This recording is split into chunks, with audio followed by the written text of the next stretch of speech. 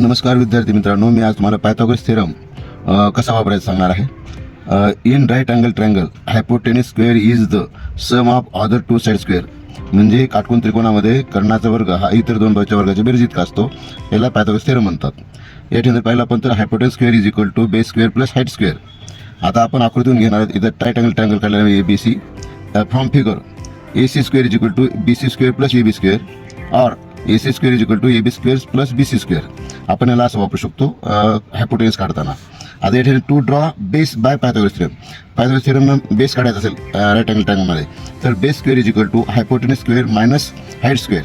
आता आकृतीवरून from figure the base कोण आहे BC square is equal to hypotenuse कोण आहे AC स्क्वेअर मायनस हाईट कोण आहे AB स्क्वेअर. म्हणून BC square is equal to AC square minus AB square.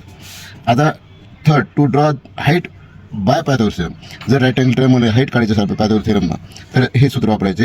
Height square is equal to hypotenuse square minus base square. आता फिगरवरून आपण घेणार आहोत. आता हाईट कोण आहे AB म्हणून AB square is equal to hypotenuse कोण आहे AC स्क्वेअर मायनस बेस कोण आहे BC स्क्वेअर.